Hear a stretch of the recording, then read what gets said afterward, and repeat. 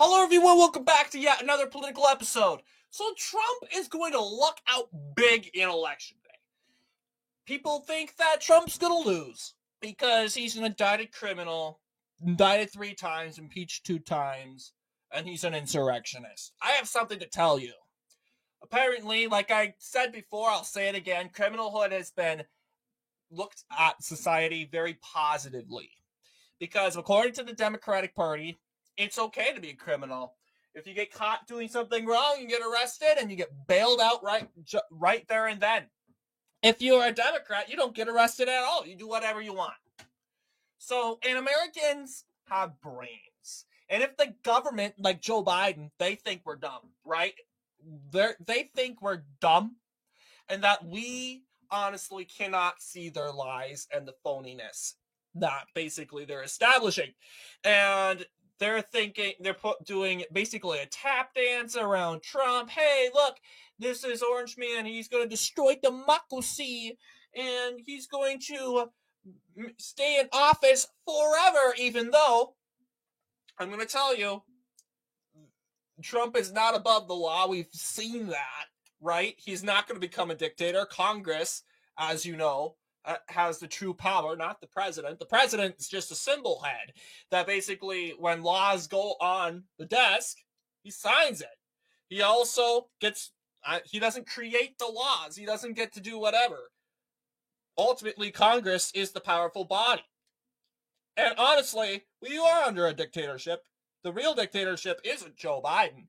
Because Joe Biden's so incompetent, he doesn't even know what's going on. The real dictatorship is the Democrats in Congress, or just Congress in general, right? We have the Democrats. The dictatorship was much worse in the first half of Biden's term because Democrats controlled everything. Now, continue on to 2024. Still bad. Oh, but Republicans control the House. Are they contributing to it? Well, I'll tell you, Republicans, they're not perfect. They're pretty weak in the House of Representatives. And I'm really hoping that we can get away carrying the House of Representatives. I have good feelings. There are other conservative influencers that says, it's not going to go that well for Republicans. Example, Real Clear American is pretty, Real American, I said Real Clear, but Real American's pretty pessimistic about it. And we got to remember the House of Representatives, it's not Republican or Democrat in a nationwide race.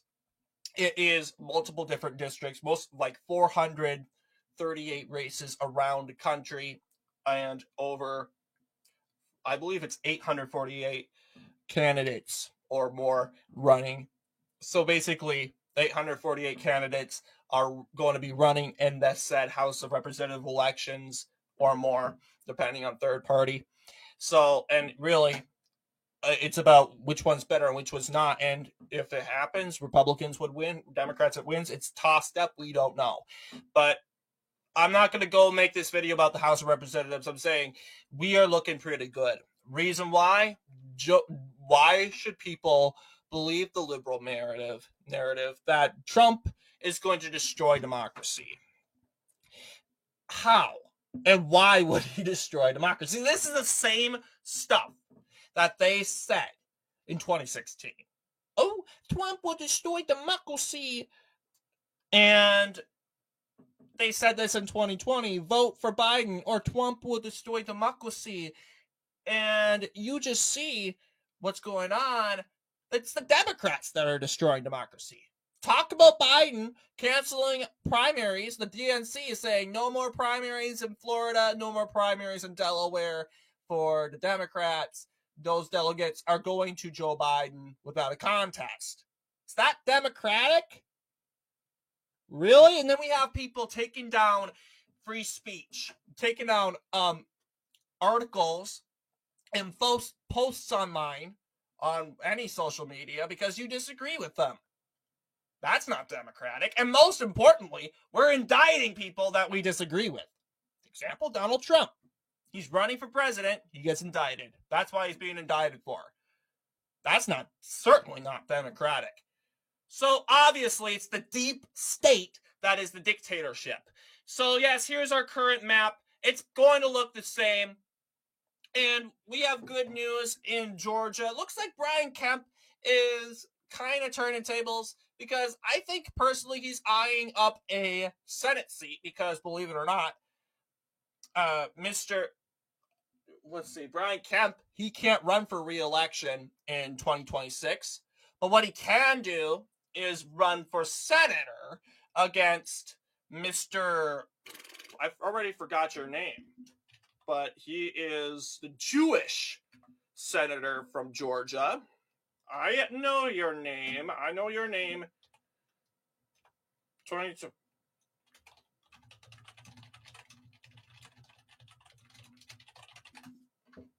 I know your name. And to be honest, yes, Jon Ossoff. Yes, he, interestingly, he could run against him in 2026. Potential, Brian Kemp, Kelly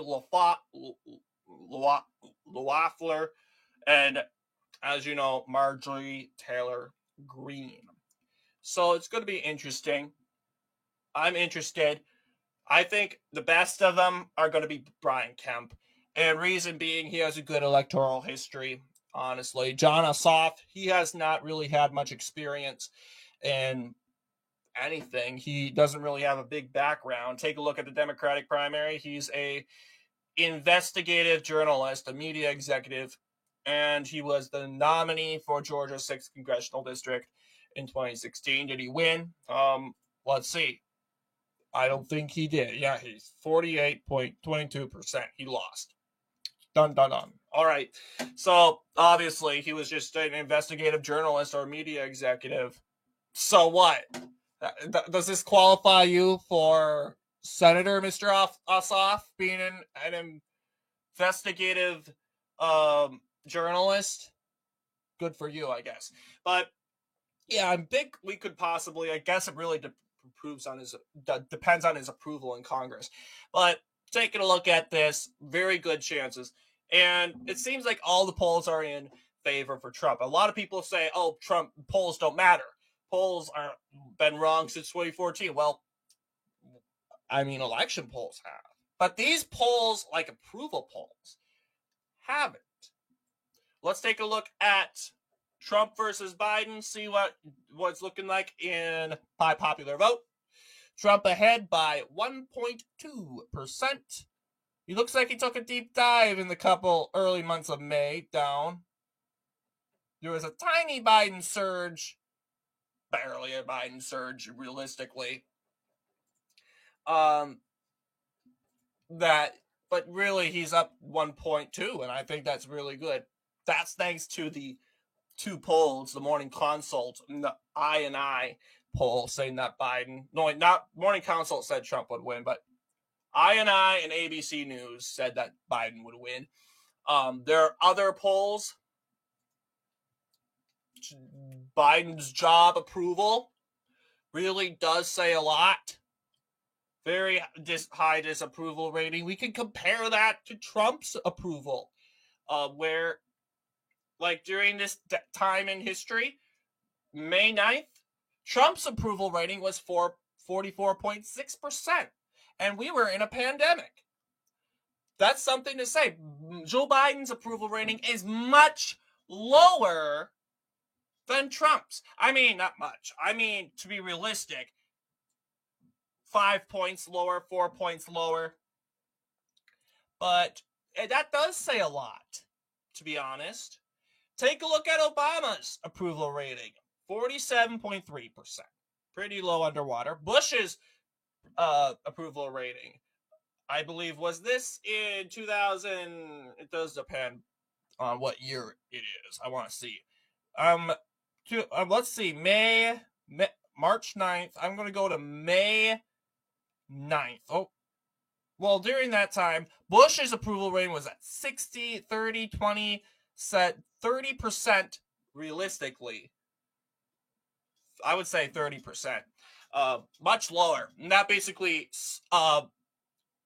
even good thing that Bush wasn't really running for re-election. Otherwise, the election is done for Obama, but basically it doesn't matter. John McCain, the GOP establishment, not a good year for them, basically, and that led to Obama sweeping it in the end of the day. So,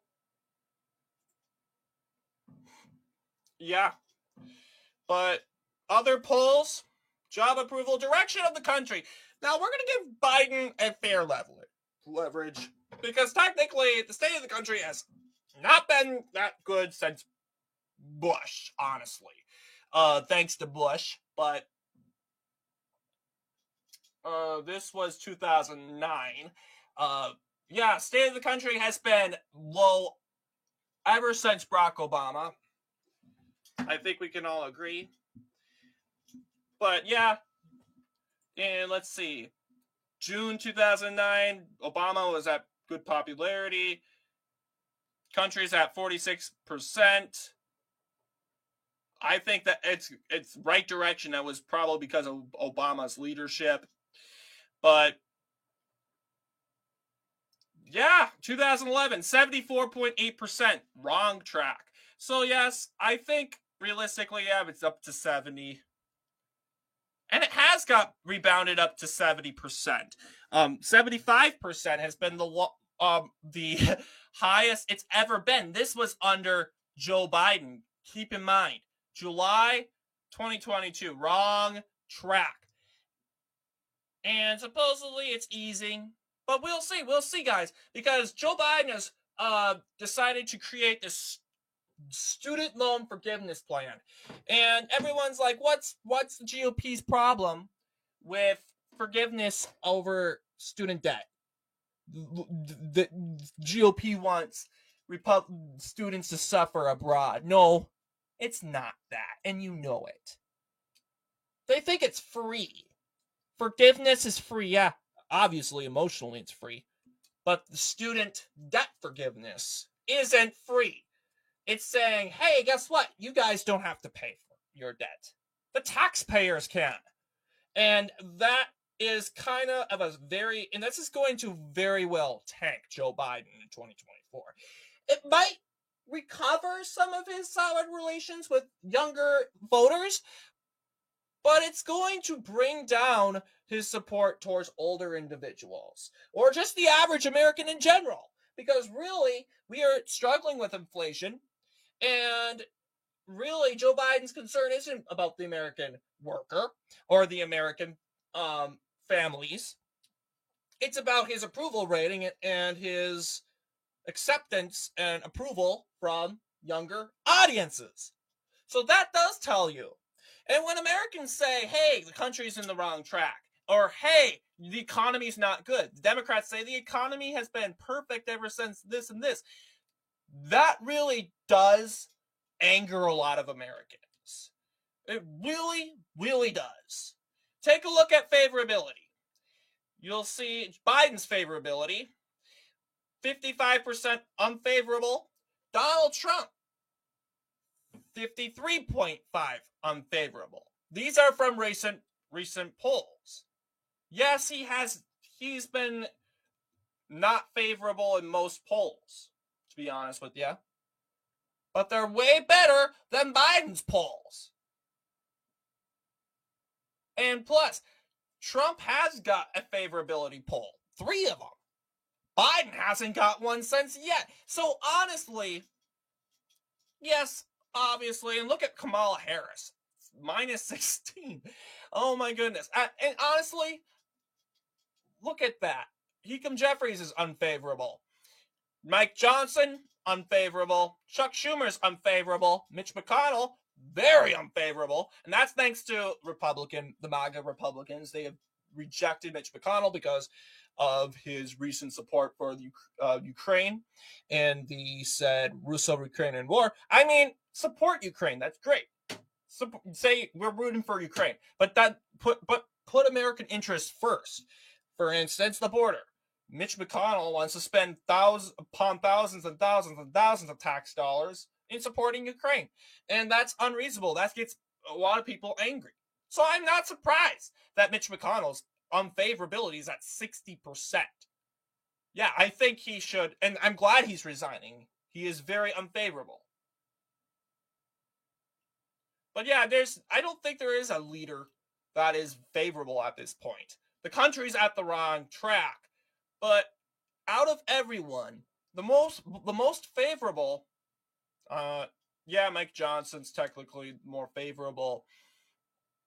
Hakeem Jeffries is more favorable than Johnson by 0.3% of the popular, not 0.3, but 0.8 of a margin.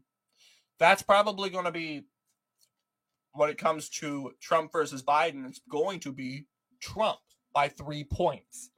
So that's another factor going for Trump. I hate to break it to you. Biden approval on issues?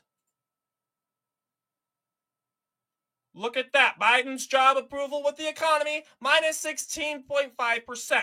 Not one poll saying he's doing a good job, because he really isn't.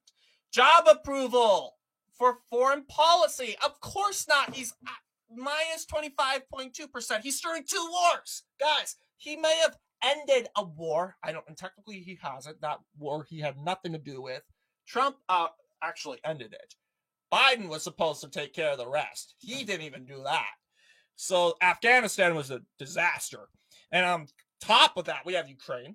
That could have been prevented if Biden had said, hey, told NATO, calm down, and say, let's talk. Because believe it or not, United States is a huge figure in NATO, has a lot of authority in NATO, has probably the biggest amount of authority in NATO. It's a huge world power. Say, hey, guys, calm down, let's talk.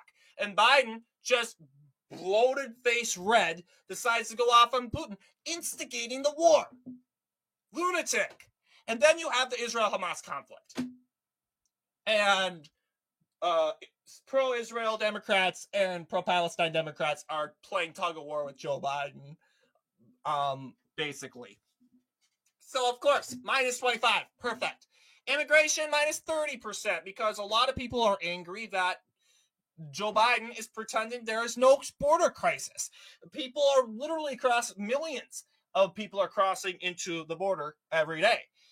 Senator John Kennedy, the most based senator in the United States Senate today, said that every month there are about 5 Nebraskas by population that crawl through the border every month. That means there are multiple millions of people crawling through the border. That's how bad it is.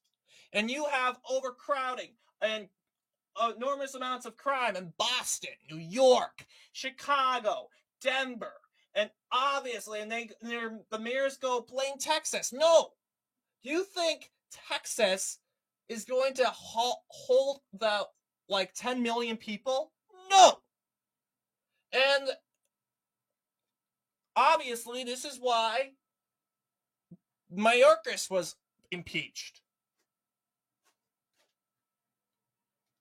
I'm not going to say he didn't deserve it. I'm going to totally say I think he deserved it. He isn't doing his job. Inflation, 29.5%. Wow. 1 point. All you hear about today is inflation. Just think about that. Immigration is more impactful than inflation. And a lot of people are annoyed. Every time I go to the superstore, Walmart, probably the most cheapest convenience store to date, I go home with a bill of $300 for weekly grocery shopping. $300 for weekly grocery shopping to get me through 1 week. That is ridiculous. It used to be 100 at least, or 150 or 170. Even that's too much. But 300. That is bad. That's inflation. And of course, Joe Biden's saying, oh, inflation's cooling down. No, it's still up. And you making that ridiculous comment is why your approval on this issue is at 63.8% for a disapproval. No wonder. Crime, 55.3%. I'm not surprised. These are probably from suburban individuals. Obviously, I would tell you, a lot of Americans don't deal with crime if they live in the country. Otherwise, there are parts of the rural areas in the countryside that are high in crime. Let's think about it. Criminals can go and make hideouts in rural countryside, especially if counties and rural areas where people barely live in. It's going to be pretty hard to find. Of course, Israel-Palestine conflict, 29.9%. Of course, a lot of people disapprove. These are amongst pro-Israel and pro-Palestine groups. The handling of Russia and Ukraine, it's a little bit better than Palestine. I'm going to tell you, Palestine, I would say Palestine, inflation, and immigration are going to be and foreign policy. I'll say foreign policy. Now, I would say the economy, yeah, even the economy I'm going to not count. But these four factors are what's going to take down Joe Biden in November. I'm telling you, he's screwed. Give up. Sure, and the only issue Joe Biden has to campaign on is abortion, and Trump bad, Trump criminal. So what? People aren't going to go and flock to someone who has been disapproved on every single issue. So why should they support you, even though you practically are arguably more worse than Trump? Come on, people. The facts lie in the polls. Election polls are arguably wrong because at the end of the day, we actually get to see if they're wrong on election day. But when it comes to actual polls, we can obviously see that Biden hasn't gained a poll in his favor for months and upon months and months. Look at all that. Not one. Look at that, guys. Oh, look at that. His last immigration poll was very far beyond. I think this was, sure, he gained a little bit, but this was, hey, I just wish they had the year. They have the month, and that's annoying. But I can tell you, this was probably way during his first term, 2021. For sure, 2021.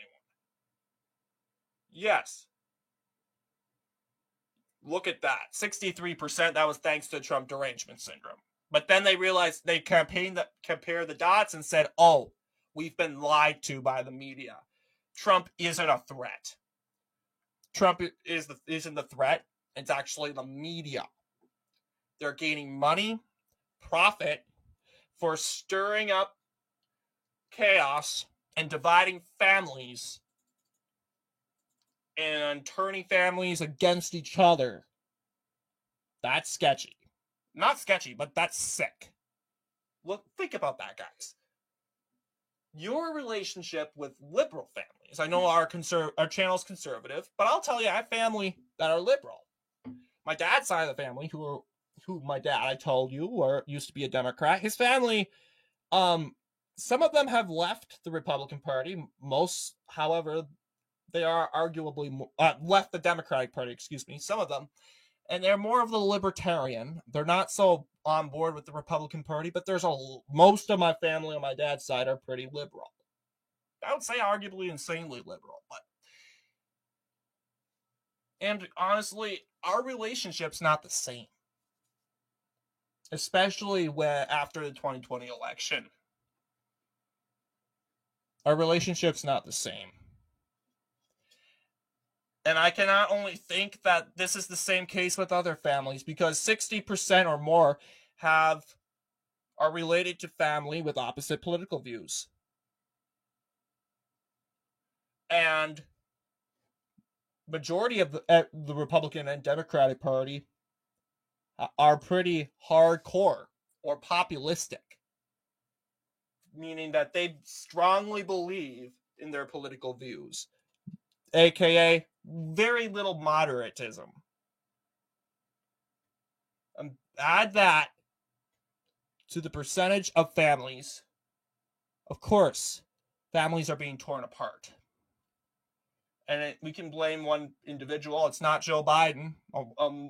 We can say it's part of the reason because he keeps bringing it up a division and making more division on his State of the Union address. Great. It's the destruction of the Union address, basically destroying the Union and its unity. But not only that, the sole person is the media. MSNBC, CNN, they're the main contributors to why the destruction of relations with family, friends.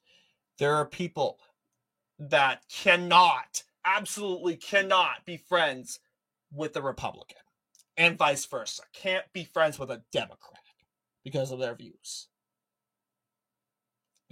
And they can't, I mean, you guys can't talk about politics, and I have friends that are liberal, and I really strongly love these friends. And you know what I do? I don't talk about politics with them. That's mature. But a lot of people these days don't know they know you're a liberal, friendship's destroyed. Or if they know you're a conservative, friendship is destroyed. It is just sad because it never used to be this way, guys. Never used to be this way.